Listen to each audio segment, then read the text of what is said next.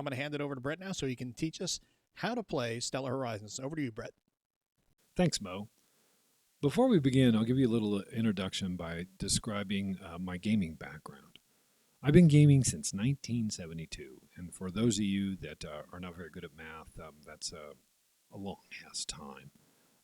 I have about 700 war games in my collection, as well as about 600 Euro games. My first war game was Panzerblitz by Avalon Hill. My favorite Compass games right now, it's a tie between Saipan the Bloody Rock, which is a CSS game, and Pacific Tide. Overall, my favorite war game is Panzer by GMT. For many years, I worked at the War Game Boot Camp with Carl Crater and Tim Porter teaching war games to newbies. On top of all that, I'm a huge space nerd.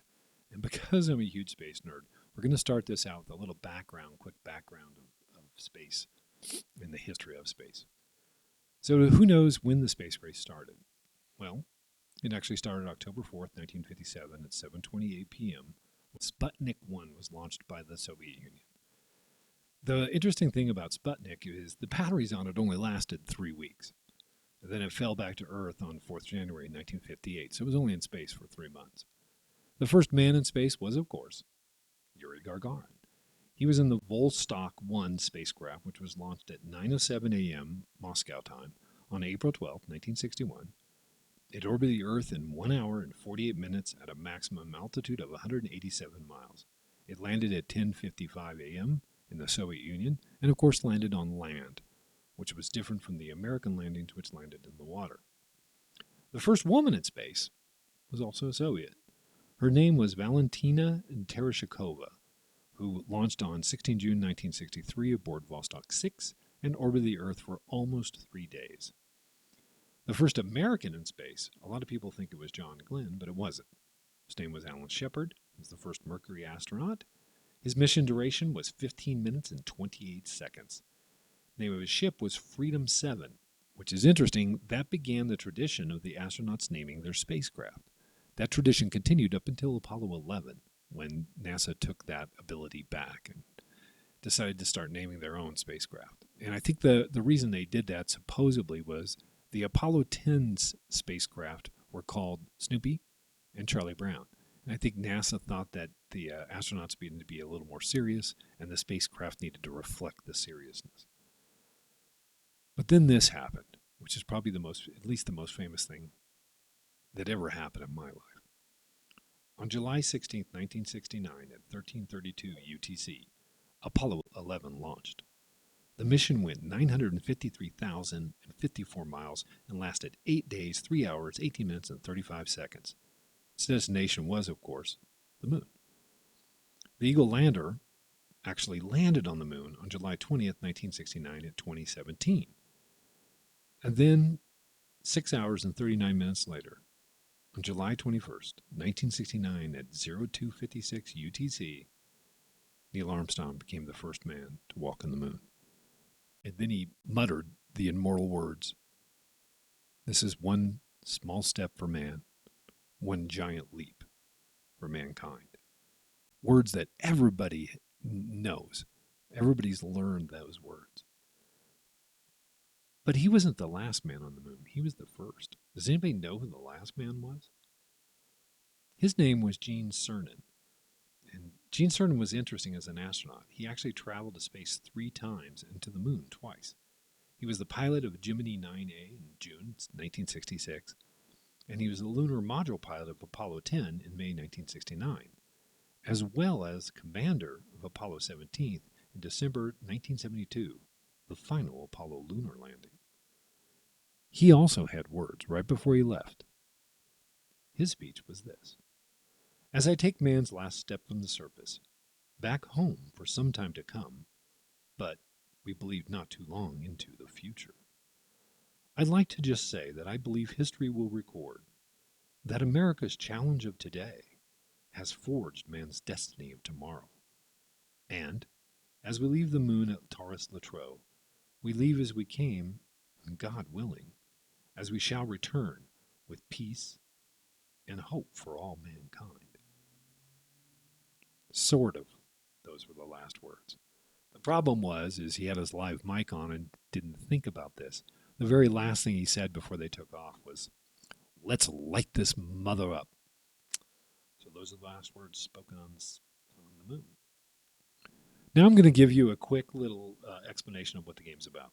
It was released in 2020. It was designed by Andrew Rader, who is an actual aerospace engineer. Consequently, all the tech you see in this is tech that actually could be developed. Stellar Horizons became one of Compass's all-time best-selling titles. It also has the distinction of being the largest box-wise of any of Compass's games. It is huge. The game itself is basically a 4X game where you build your own space program as you explore the solar system and develop new technologies. It's really, really easy to play, and it's pretty quick. The first 10 turns can be done in under an hour. It's really that simple. However, it does take up a ton of space, and the campaign game can take a little while. But if you like space games, it is definitely worth it. Now, I'm going to organize this Learn to Play in steps. We'll start with explaining the map tiles or the board, and then the vehicle counters. After that, we'll move on to a game chart explanation with a little overview of the visual module. But the majority of this Learn to Play will take place as I explain the turn sequence and walk you through what happens in the turn sequence. We'll pause along the way to answer questions, and we'll have designated question time, so save up your questions till then if you would. So, let's start with explaining the map. The map is made up of tiles, basically. And like I said, in the game, it'll take up a huge amount of space. There's two different types of tiles. There's planets and then the satellites, like near-Earth asteroids or the moon, as you can see here. Let's start by talking about the planets. And we're going to look at Earth first. At the top, they actually is the name of the planet. Underneath those numbers, it's the name of the planet and a number. And if you look at Mars, the number is +1. That's how far Mars is away from the Earth. They consider Earth the center of everything since that's where you're launching from. If we go over here a little bit, you'll see the near-Earth asteroids, or the main asteroid belt, is at a +3. Oh, that's how far away it is from Earth. To the left and the right of Earth and to the right of Mars there, you can see a little icon. If you look on page 5 of the manual, you'll see what those icons are. The problem is they really don't give you an in-depth explanation of what they do. They just tell you what they are, and then other places throughout the rulebook, they'll tell you exactly what they are. The lines around it are the paths you can take in regular movement. There's a flyby box, which is used to fly to another planet. There's number box at the top, which is the heliocentric track. That's used to keep track of when you go interplanetary, how long it takes. To the left of Earth is something we call the world box. This explains stuff about that planet, and Mars is a better one to look at here. It actually tells you what type of planet it is, icy, rocky, that biology or the signs of life. Every time you explore in a certain way, you roll to see if there's life there. And when you think in signs of life, you're talking about microbes, not little green guys. Then it's atmosphere, gravity, it's bonus resources, and there's 3 types of resources in the game: ore, supplies, and fuel. This one gives you +1 ore and +2 supplies. That little number 4 right there with the little dots around it, that is how many supplies it takes to build a base. So it takes 4 supplies to build a base on Mars.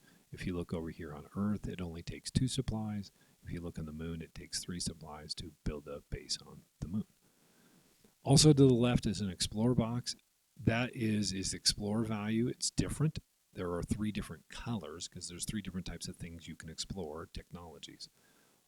Green is biology, blue is for physics, and gray is for engineering. You also have these satellites. They're very similar to the planet, except they don't have the heliocentric or the transfer box at the top. But they have the exact same information. Some of them don't have as much as everybody. They also have a percentage, if you'll notice down here. For instance, and I'll zoom in on this, the moon here has a 12 to 19, and near asteroids 8 to 11. During the economic phase, you roll to place neutral bases, asteroids, pirates. And where you place them, you roll a percentile dice, and whatever you roll is where you place them. So if I rolled a 17, I'd actually place whatever that was on the moon. If I rolled a 27, I'd place it on Phobos Deimos. Okay, any questions about the map? Okay, let's talk a little bit about the counters. On page 9 of the manual, there's a list of vehicle values and symbols and tells you what the little symbols on them mean. And we'll go over that right at the end of this. First, I'm going to talk a little bit about the actual vehicles itself. There's 3 main types of vehicles, 4 if you include bases. I would want to point out at this point that the tech tree is very interrelated with the building of vehicles. It'll give you a lot of bonuses, like lower breakdown rate or allowing you to build bigger crude vehicles. There's 3 different types. There's launch vehicles, LVs, remote explorers, and there's 5 different subtypes of them, and then crude vehicles. We'll start with launch vehicles. Launch vehicles come in 4 sizes, 1 to 4, and basically you use them to launch stuff into orbit. And there's 2 things you can launch into orbit. Vehicles, like remote explorers or crude vehicles, CVs, or you can launch resources at bases, and you'll need those resources at bases to build stuff. There's 2 different kind of subtypes of that. When you start with launch vehicles, they're just normal, and when you launch them, if they get stuff into space and you have to make a percentile die roll to do so, if you roll 0 to 5, it blows up, and whatever it's carrying blows up.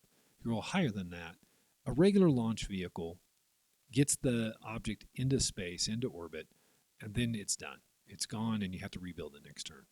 However, there is a technology called reusable launchers that allow you to reuse those if you roll higher than 25%. To start the campaign game, the North American faction actually has that technology. And what that does is it means that you don't necessarily have to buy launch vehicles every turn to launch something into space. You can reuse them. The next type are the remote explorers. There's 5 different subtypes, from probes to telescopes to flybys to orbiters to rovers. The probes are one-time uses. Everything else has a number on the front of it, and it says 30%. That's its exploration breakdown rate. After it explores, every time it rolls percentile dice. If it rolls less than 30, it's gone, and you have to rebuy it again, basically.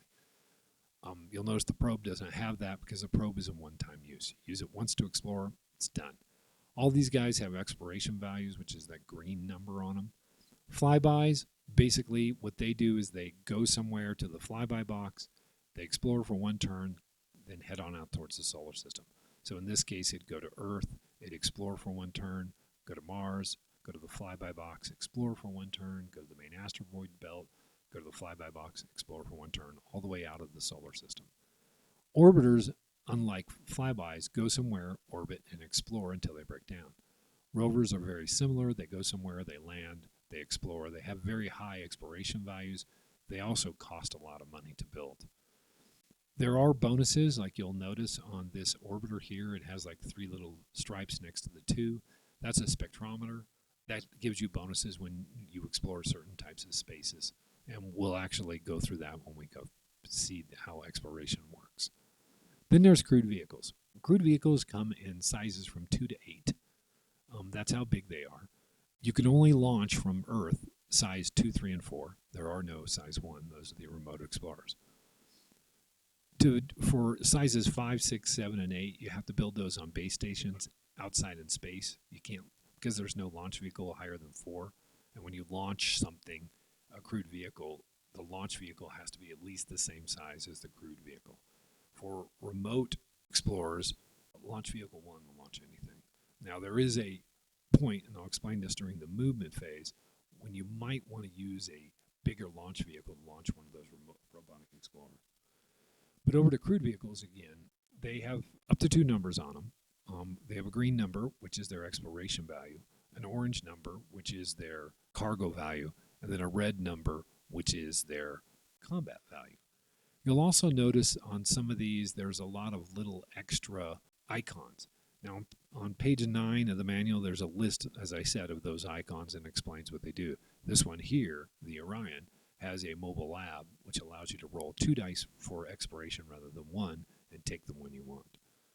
The crude vehicles are better than anything else in the game, especially as they get bigger, but they also cost a lot. And unlike the remote explorers, which, as I said, break down on 30% or less, they're gone. The crude vehicles will do the same thing on a 50% or less. They're not really broken. What they are is they go into what's called a reserve state. What the reserve state means is the vehicle is starting to break down and it needs to head back and get fixed again. When you start the game, you have to head back to Earth. land the vehicle, and if you play one supply, one fuel, you can bring it up to snuff and fix it. Later on, when you build bases that have stations on them, certain stations will allow you to do that. So you don't have to always go back to Earth, land on Earth, and then take off again. And keep in mind, if you're a CV5 to an 8, you really can't land on any planet. You have to land at a space station. The fourth type are bases, and they're not really vehicles, but bases you build by getting a crewed vehicle that has both a exploration value and a cargo value. And you get it to a place where that cargo value is at least equal to the base value. So like here on Mars, you have to have a vehicle that has an exploration value and a cargo capacity of at least 4. So this vehicle right here, the Gemini, it can't build a base on Mars. It's not big enough. It needs at least 4 cargo. It can go down to the moon because the moon only requires 3 cargoes. So if you get the Gemini and 3 supplies down to the moon, it can build a base.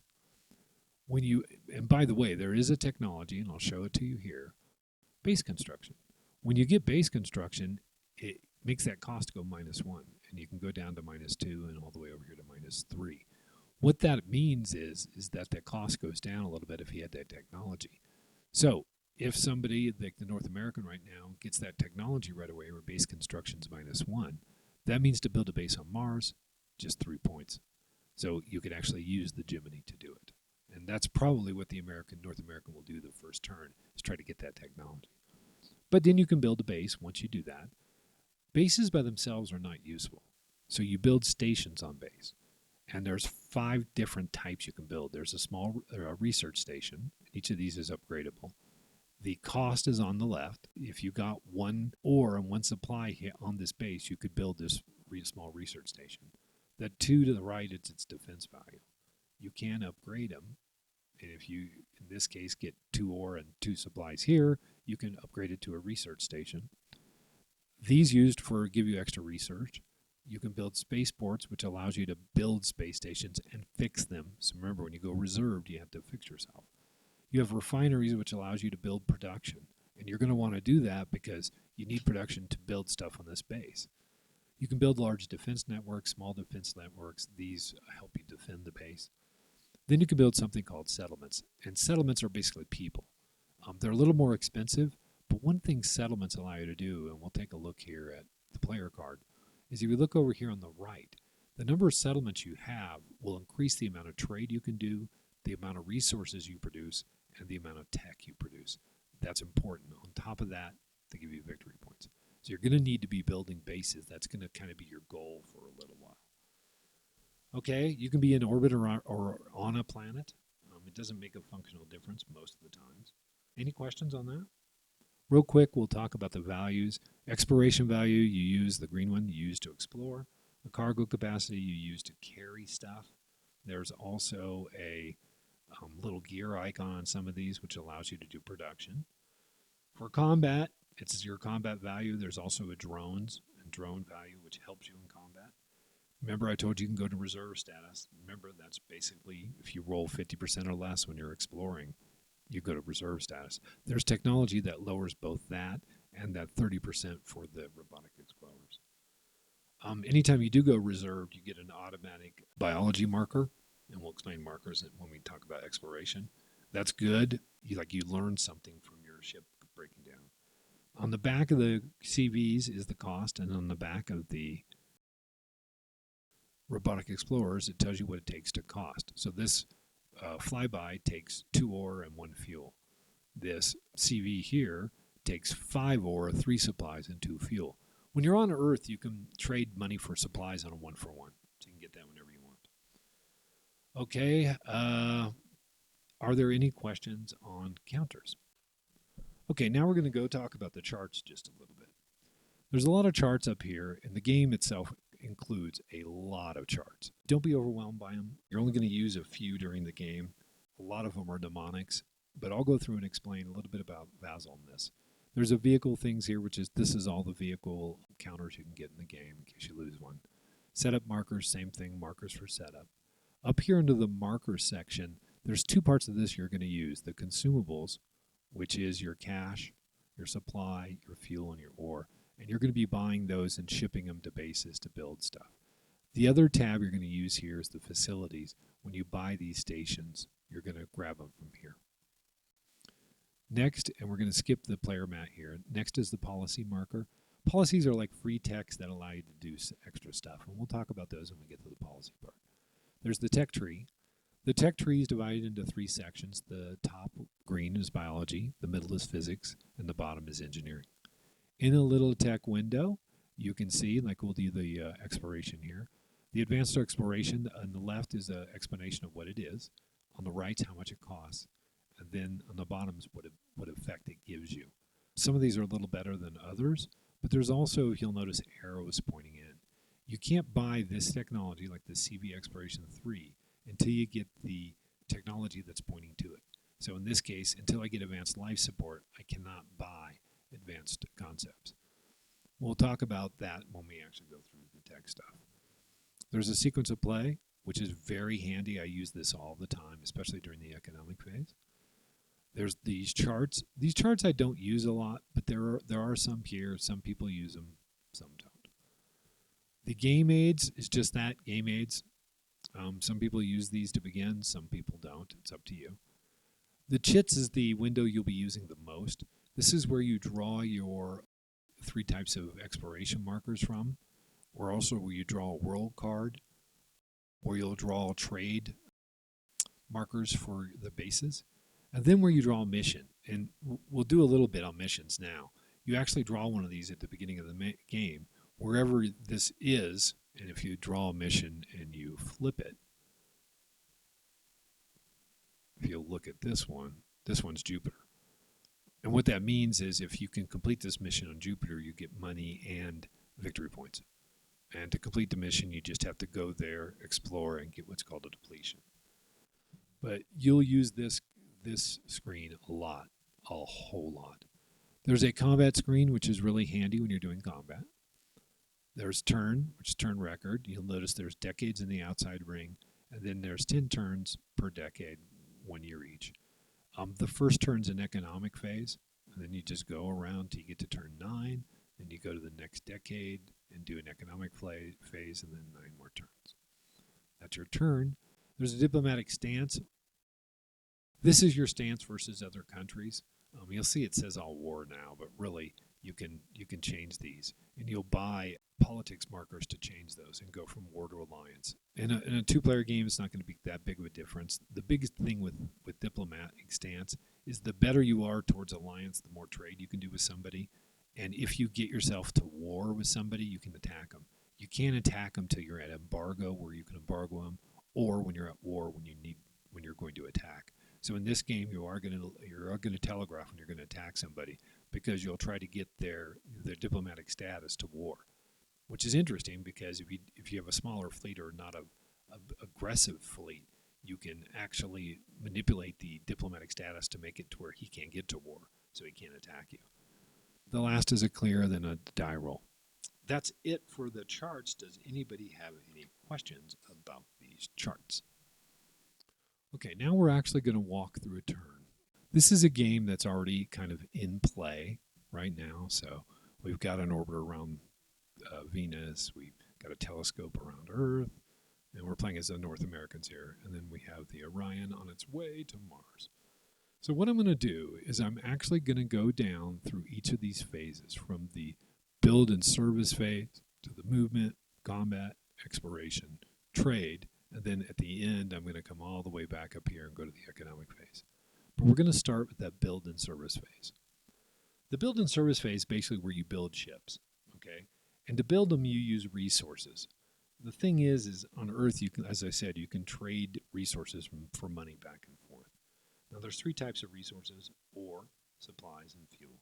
And like I said, use money to get those. You need those resources on your bases in order to upgrade the bases, so you'll be buying these a lot. But your first turn, this build and service phase, you first build ships. And this turn, what I'm going to do is I'm going to build. I've got $20, and these things take a little getting used to, but these are your money, and that's what they look like in the game too. But I'm going to build this orbiter, a probe, and a launch vehicle in order to get it into orbit. And then I'm going to build this launch vehicle 2 to launch this CV2. Remember, for your crewed vehicles, your launch vehicle has to be at least the size or greater. So to launch the Discovery, I need at least an LV2 to 3 or 4.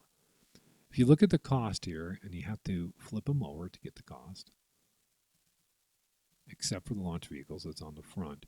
And on the crewed vehicles, it says reserve, not the cost.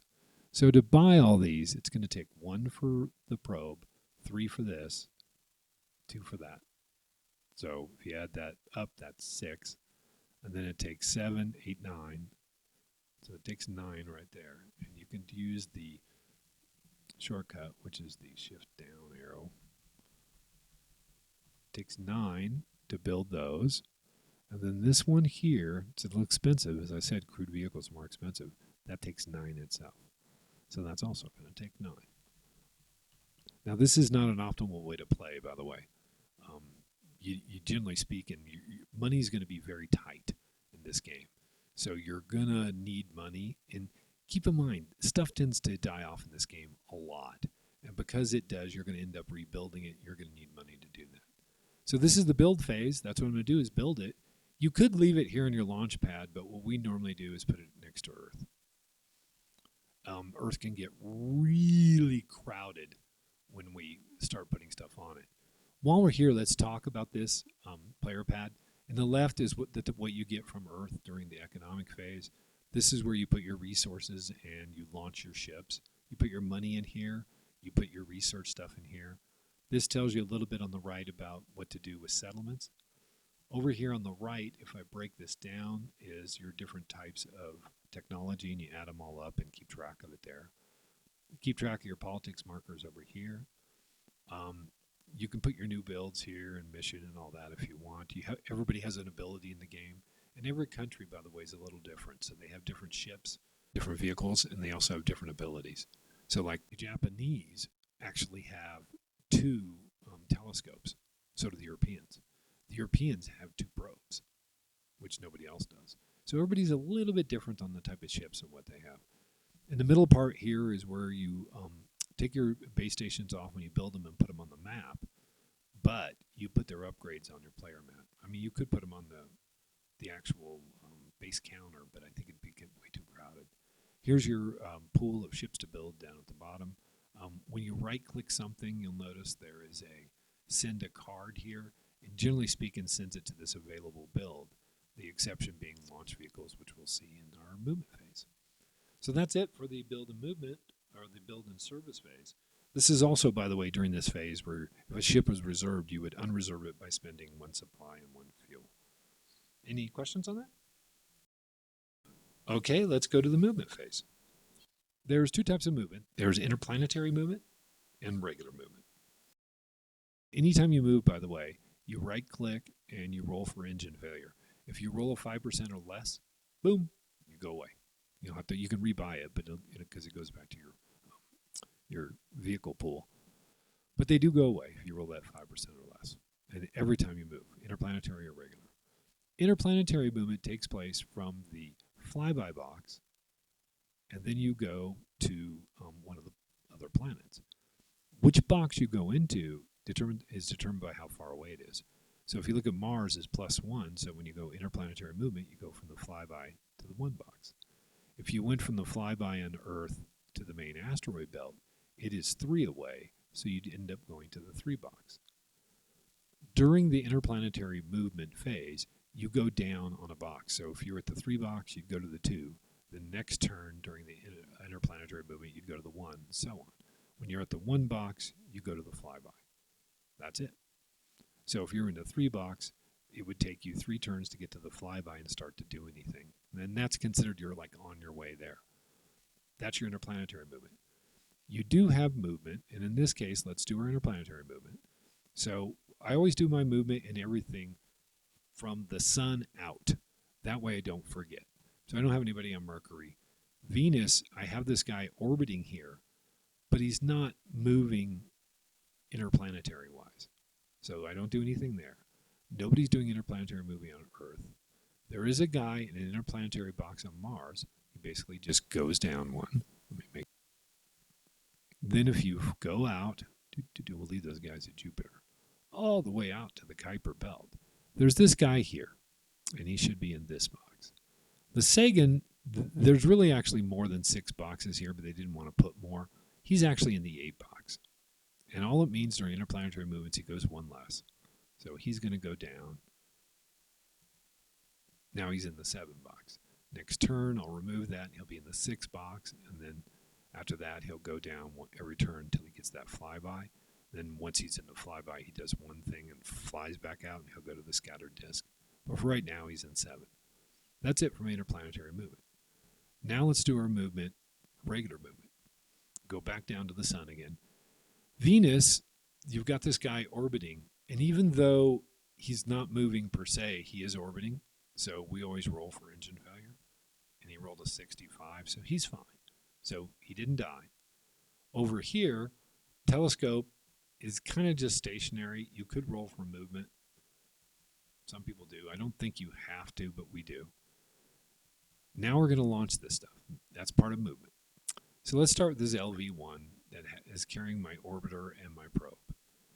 You just right-click and roll for launch. Now, I happen to have, because I am the North America, I have reusable launch vehicles. So my guys get that little R. So the way that works is you roll for launch. If I roll 0 to 5, boom, everybody explodes. If I roll from 6 to 25, the launch vehicle, my stuff gets to orbit, launch vehicle is dead. I rolled a 65, so that launch vehicle, I get to reuse it next turn. When I do that, I do LV rather than destroyed, recovered after use. And if I do that and look, it puts it back in my launch pad. So my stuff gets into orbit. Now, where's it going to go? I think I'm going to make them go, follow the lines here and go to the flyby box. And next, then it's actually going to go out. And I think I'm going to send it all the way over here to the main asteroid belt. Okay. Next is my crude vehicle. Once again, I have to roll for launch. 56. So these guys are actually okay, and they're recovered. So if you look here, I actually have both of them available next turn. Don't have to rebuy them. Reusable launch vehicles is a really good technology to get right away. Now I can move this guy wherever I want. I'm going to move him down to the moon. He's going to be exploring because I like that engineering technology. That's my movement for Earth. Now we move out. I do have a movement here. Oh, I forgot. Let's see, once again, roll for engine failure. That guy's fine. This guy, roll for engine failure. 65.5. The Orion here is going to orbit Mars. Roll for engine failure. 82%. Everybody lived. That's good. That's basically movement. There's 2 types, like I said, interplanetary and regular movement. Okay, let's move on to combat. Combat basically is a die roll-off with a few modifiers. It's also more fleet-based than individual ship battles. The big thing about combat, as I've said before, is you have to be in the right diplomatic stance. So you have to be in an embargo to embargo, and you have to be in war in order to attack people. That's important because, like I said, your opponents can manipulate the diplomatic status as well as you can. So you could say, I'm going to spend all my politics points politics markers to move me to war, and your opponent goes, no, we're collaborating now. We actually have a free trade agreement, and you can't attack them. But let's assume in this case, the Russians and the Chinese are actually at war, so they can actually go to battle. And by the way, there's a great chart in BGG for this too. So there's 5 steps you do. The first thing you do is search. Search is just a die roll, and you have to roll 4 or higher, but you can add the number of ships -1 that's in, or -1 for each side, into that number. So in this case, it'd be a 4, and then they'd add 1 for the extra Chinese ship and 2 for the extra Russian ships, or 3. So you'd have to roll a 7 or less. So the Chinese player would roll, he rolls a 3, the Russian player rolls a 2. It only takes 1 person to discover. If they don't discover, you can't have combat. Second part of combat is surrender. One side can surrender. If they're really outnumbered, it's a good thing to do.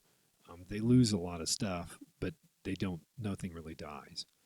If you're at embargo status, you have to accept embargo diplomatic status. You have to accept all surrenders. It's automatic. If you're at war, you have to accept the surrender of a base, but you don't have to accept surrender of vehicles. You can destroy them if you want.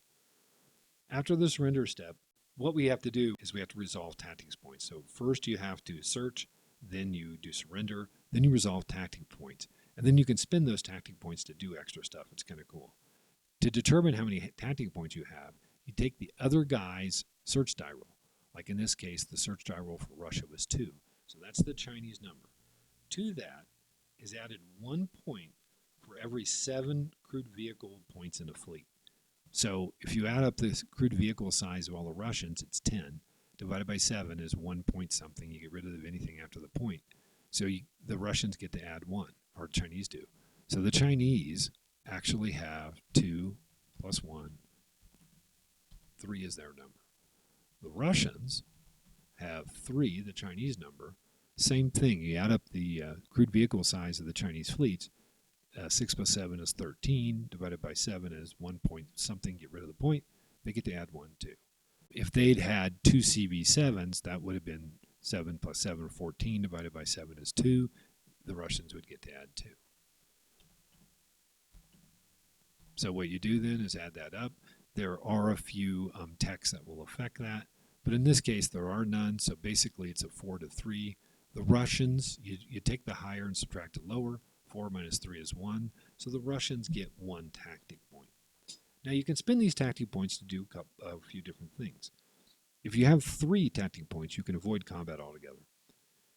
You can use 2 tactics points to increase or decrease your damage, 1 per. So if you had 4 tactics points, you could spend all 4, get 2 extra damage on the other side, or decrease 2 damage to you.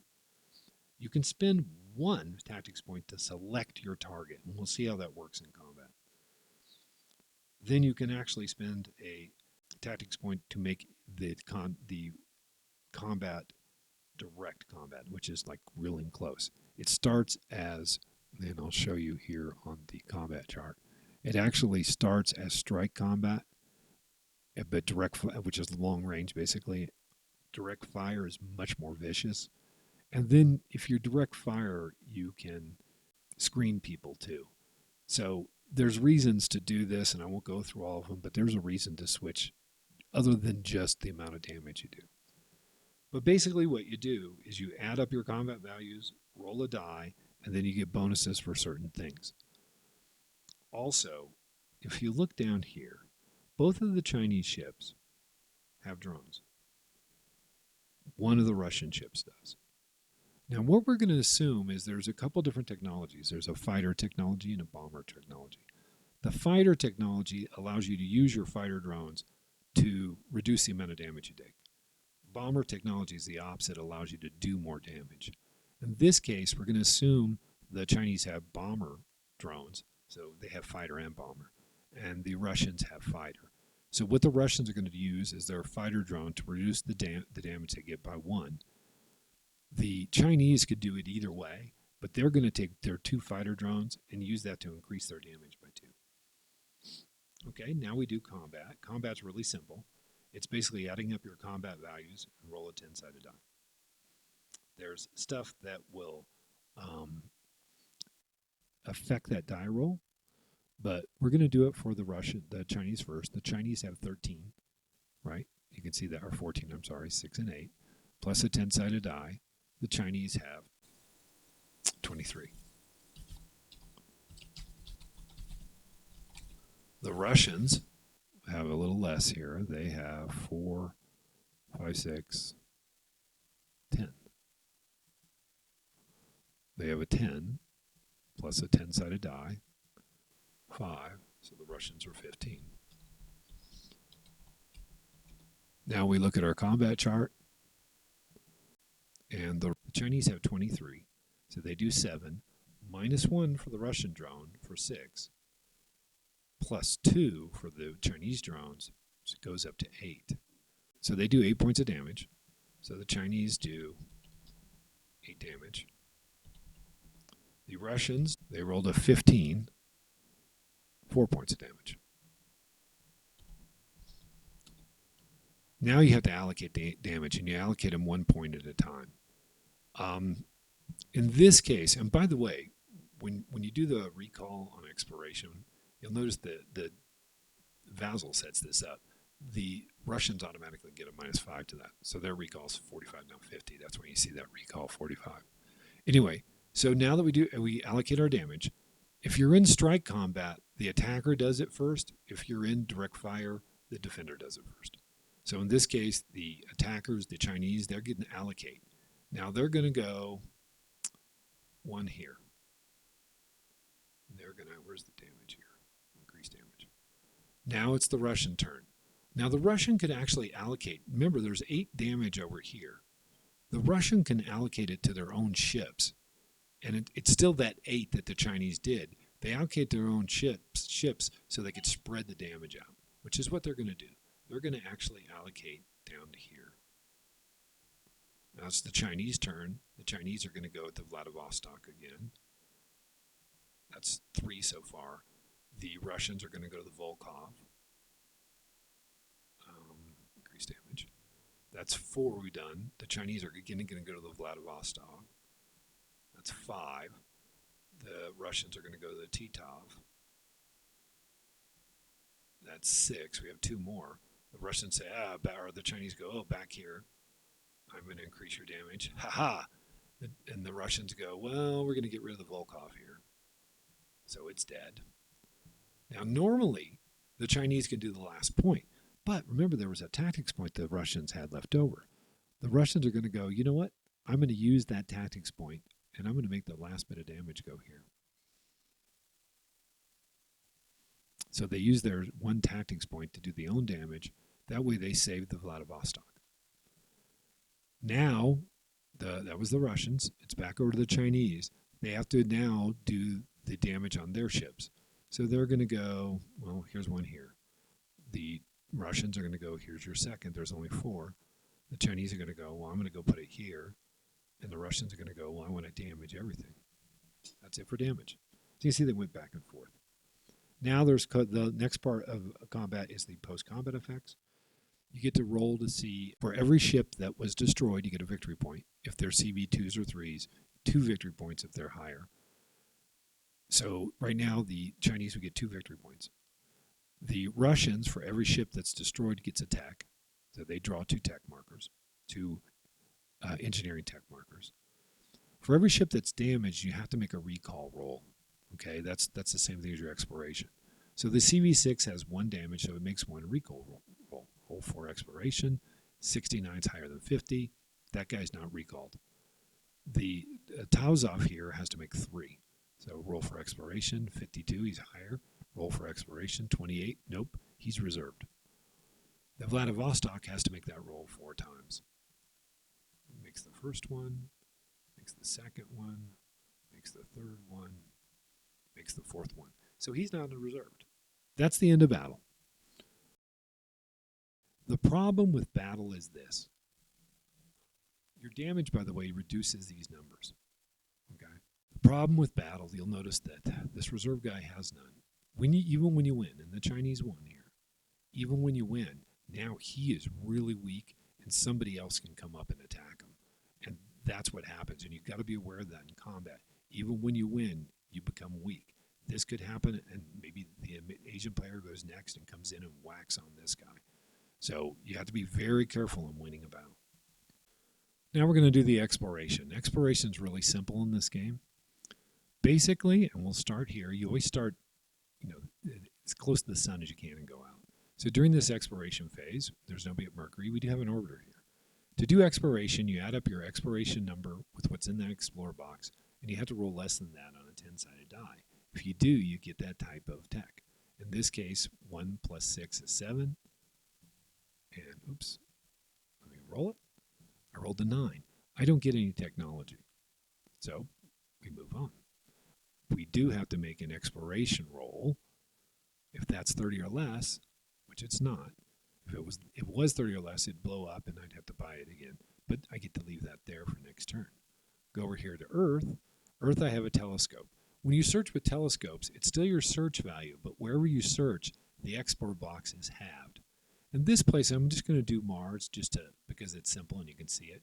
So the Mars box, it's going to be 2 plus half of what's in the Mars box of 3. So it's going to be a 5 or less. It's a 2. So what I get to do is I go to the chips box and I get to draw a biology chip because it's green at Mars, and I mask it. It gives me 1.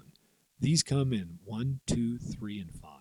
There are more 1s than 2s, more 2s than 3s, more 3s than 5s, and there's only a couple of 5s.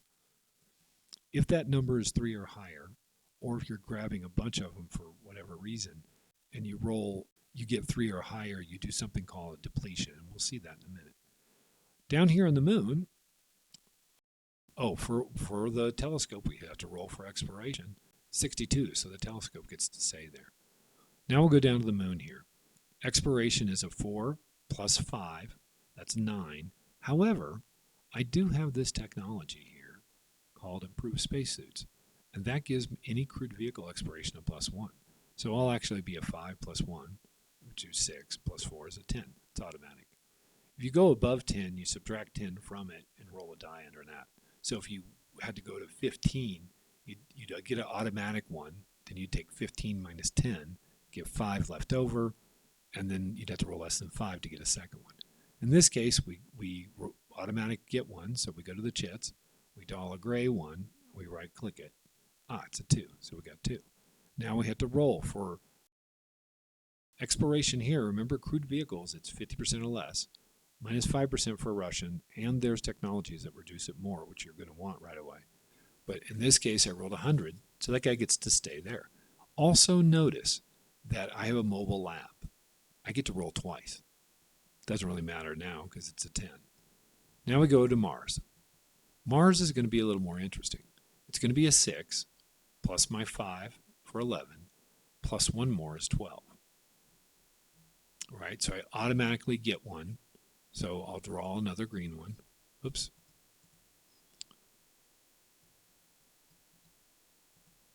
It's a 2.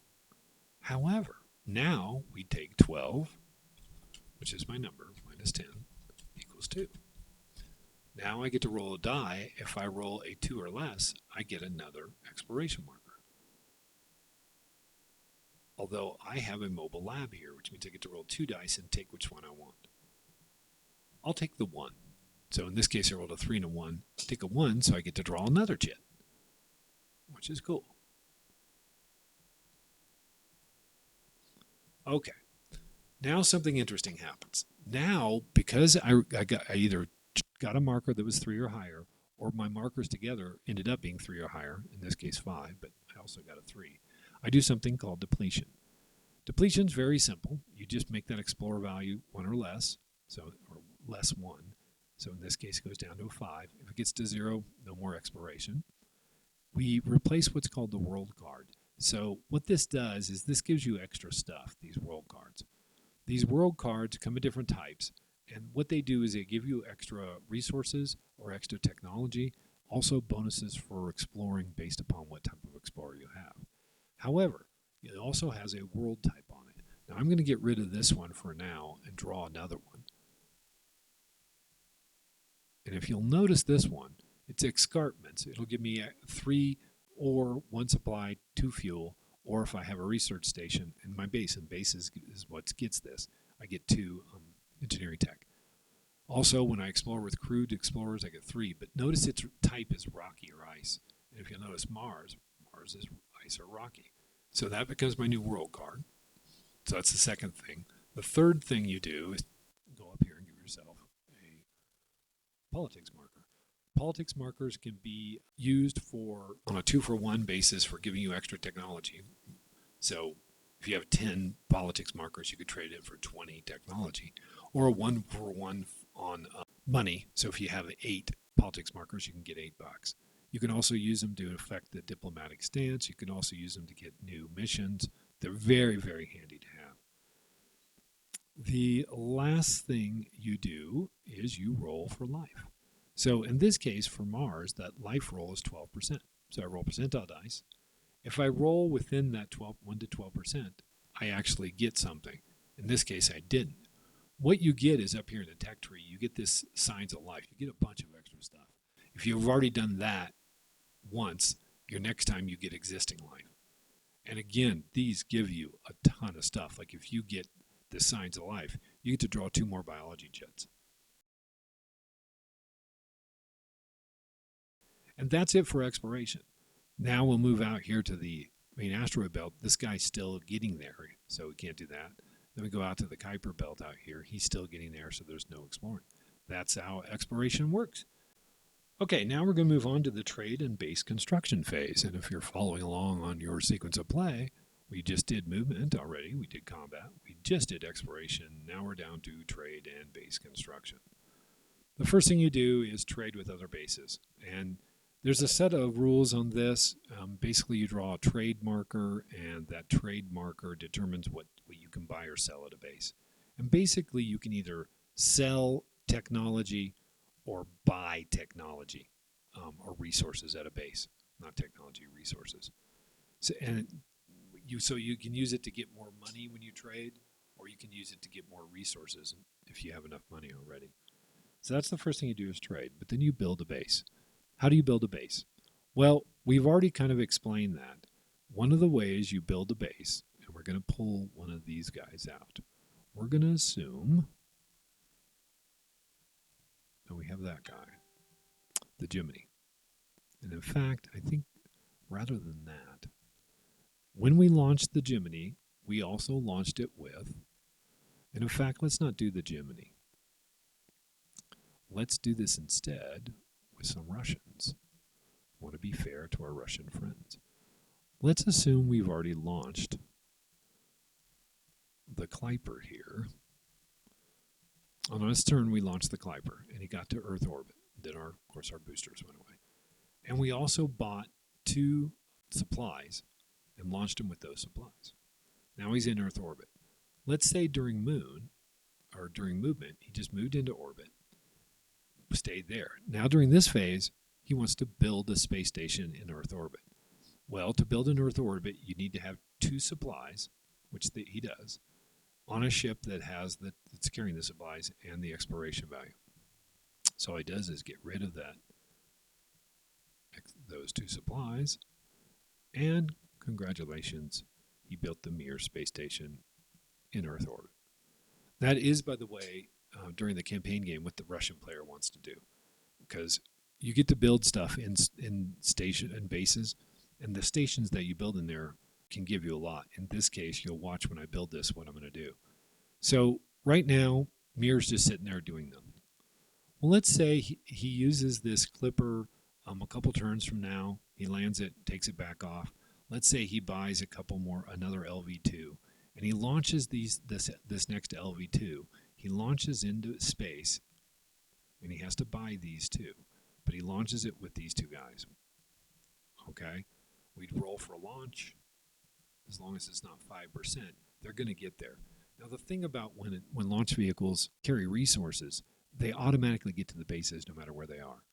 You still have to roll for a blow-up on launch, but other than that, they get there, and they get there right away. They don't have to go through the interplanetary travel, and he did that for game purposes. So if this base was on Jupiter, it'd get there automatically right now. You don't have to wait on it. So right now, these 2 supplies, 1 supply and 1 ore, get there. Then this goes back, because I don't have reusable launch vehicles, and now you can see when you want that technology. So now they go to the base. Now I can build stuff on the base. What can we build on bases? Well, we can build a research station, supply station, a mining station, a small defense network, a settlement. In this case, I don't want to build a small defense network. It's too early. Nobody's attacking anybody. Nobody's at war. I don't want to build a settlement yet because I want other stuff. In this case, I think I want to build a small research station. And that's why I sent those supplies up there. I knew I'd need 1 ore and 1 supply to build it. So why am I building a research station? Well, around Earth, that's really all you're going to need. But if I have a research station, notice that the marker says it allows tech point production. Well, it just so happens in Earth that during the economic phase, if you have a base station there, you get 3 of any type of tech if you have a research station. But I'm going to do a little more than this. So I'm going to spend these 2 and delete that. And I'm going to build a small research station here. Now, it's cool. At the end of the economic phase, I can actually get research from Earth. But there's more. Let's say over the next few turns, I launch two more LV2s. I buy them and I launch them, and each one is carrying one and one ore and one supply. In fact, instead of that, let's say we launch the Clipper back up. Okay, it gets there, and on the Clipper, we also remember I said you're going to go into this window quite a bit. But let's say we launch the Clipper on the same turn. The Clipper gets over to here. During movement, it puts these on this base. We launch these. We roll 54%. So even though we'll lose this vehicle, he's destroyed. This will come back down to here, automatically get there. Now we've got 2 supply and 2 ore on here. Well, if you look, we upgrade this. That takes 2 and 2. We do that. We're now the proud owner of a large research station. The cool thing about this now is when I get during the economic phase and I do research and I get my extra research values, I get 3 tech points plus the 3 on Earth. So that's 6 more tech points of whatever type. That's why it's orange there. Of whatever type I want. If I did this on Mars, obviously I'd get the green because that's what's on Mars. But you can get whatever you want. I mean, this is pretty cool. That's as large as these go, as large research stations. You can build multiple stations, like there's mining stations that give you stuff, and we'll do one here on Mars real quick. But you can only have one active during the economic phase. So you can build mining stations with research stations, but only one of them's active, not both. The exception to that is your defense network's always active and your settlements are always active. Same thing with a supply station. You know, if you have a supply station, either it's active or your mining station's active. Let's say the Earthers here, the North Americaners, had built a station on. And by the way, normally you don't keep your station there. You would put your station here on your player card, just to declutter the map. But let's say there's a base here, and let's say the U.S. player, the North American player, has upgraded their station. Oops, wrong one. I already got it right here. Let's say it's upgraded their station a couple times, and now they have a small refinery. A small refinery allows 3 resource production on top of just allowing you to do it. During the resource phase, what you'll see is, and we'll do this during an economic phase, that will allow them to get resources even more. That's pretty much it for the upgrading of the facilities. You could do multiple upgrades, but it's +1 supply for every other upgrade. And remember we said you can also trade.